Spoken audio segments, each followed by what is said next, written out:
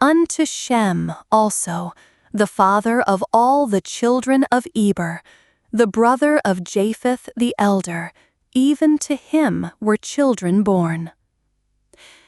The children of Shem, Elam, and Asshur, and Arphaxad, and Lud, and Aram.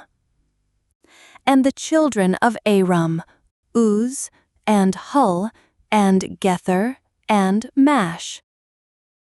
And Arphaxad begat Salah, and Salah begat Eber.